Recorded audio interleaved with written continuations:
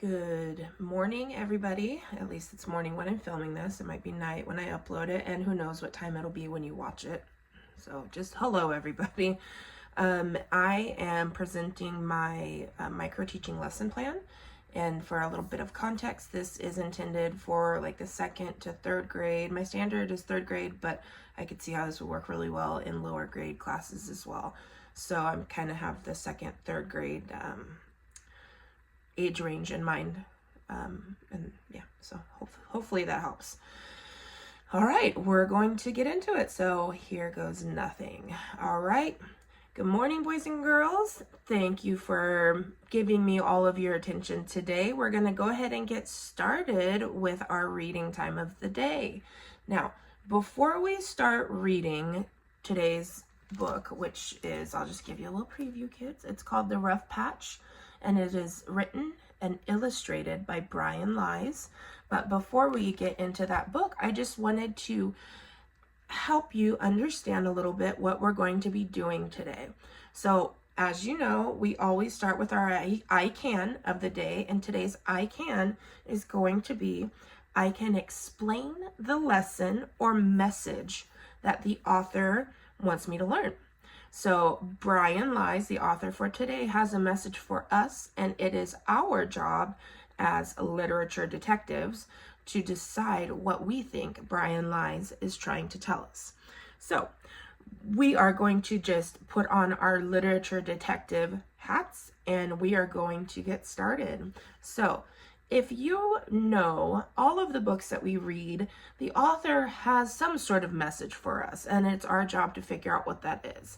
And if you can remember, yesterday we read about the Very Hungry Caterpillar. And if you didn't have your literature detective hat on like we do, you might just think that that book is about a caterpillar that likes to eat and that eats too much. But if you're really looking and listening and paying attention, you'll see that there is a different message to the book, okay? The book is really about, it's not just about a caterpillar that likes to eat, it is about change, and it is about how the caterpillar does need to eat these foods so that he could grow into a big, healthy, beautiful butterfly. So the Very Hungry Caterpillar, we've determined, is about change, it's about growing, and it's about turning into something wonderful. So we're going to see what Mr. Lies has for us today in this book. So we all have our literature detective hats on, and I think that we are ready to go. So this book is called The Rough Patch by Brian Lies, and we're gonna get started. Evan and his dog did everything together. Evan, dog. Evan, dog.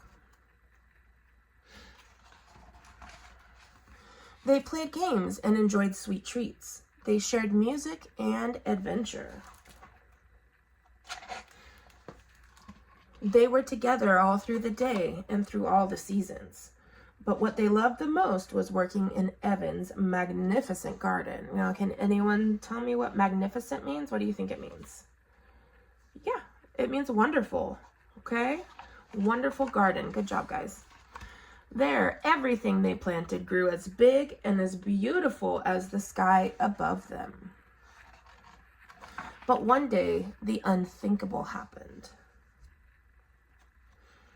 You can see that Evan is sitting really sad by his puppy's bed. Evan laid his dog to rest in a corner of the garden, and nothing was the same. So sadly, Evan's puppy passed away, and he buried him in the corner of the garden. Evan shut himself away inside. Without his best friend, the garden was a bitter and lonely place. One morning, he found himself with a hoe in his paws. Swinging angrily, he slashed the garden to the ground. He hacked it all to bits and threw everything into a heap. But a good place won't stay empty for long. New plants sprouted and stretched toward the sky. Weeds.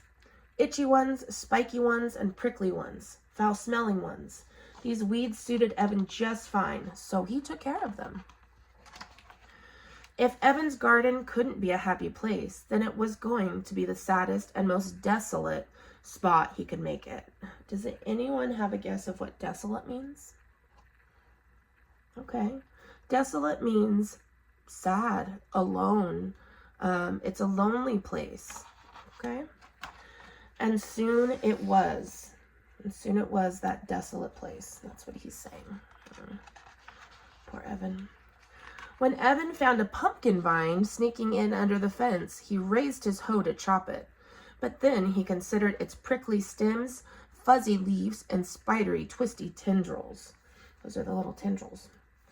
He let it be. As the pumpkin vine grew, Evan cleared the weeds from its path and watered it. The vine responded to its care. Around the time evening air began to cool, Evan felt an old familiar sense of excitement. It was Fair Week. He took care of important... Ooh, I'm skipping a page. I don't want to do that. He loaded up the pumpkin and drove to town. Wow, that's a huge pumpkin. He took care of important fair business and gobbled down some delicious fair food. He caught up with some friends, too. It felt good to be out again, even if it wasn't quite the same. Evan's pumpkin won 3rd place. Prize is $10 or one of the pups in that box, the judge said. I'll take the 10, said Evan. But as he claimed his prize, he heard scrabbling sound inside the box, and he thought it wouldn't hurt to just look. Oh, he's looking at the little puppy. Last page. Oh, not only did he just look, but he looked a puppy right into his truck. So Evan found a new friend, and that, this book was a little bit sad, but it didn't end sad, did it? No, it didn't. So before we determine what Mr. Lies was trying to tell us in this book, I just wanted to ask a few questions, as we always do. So our first question we're going to talk about is going to be our crowd questions, starting with C. Evan and his dog did everything together, right? Okay, we read that. They played together, they ate together, and they loved working where together? That's right, the garden. They love working in the garden together. Good job. Have any of you ever worked in a garden before? I have. It's a lot of work. All right, our next question. What did Evan do to his garden after his dog passed away? Yeah, that's right. He destroyed it. He ruined it. He took his tools and he just tore it all down. And that's devastating because that's so much work. Why do you guys think that Evan went from tearing his garden up to then taking care of the weeds whenever he was still in that really sad, lonely spot? Okay. Yeah, there's lots of different answers to this. This one doesn't have a right or wrong answer. So yeah, maybe he thought that taking care of the ugly weeds was just another way to be sad. And it probably was. All right, next question. How did Evan feel when the pumpkin vine began to grow in his garden? Happy? Yeah, that's a good guess. Okay. Glad? Yeah, okay.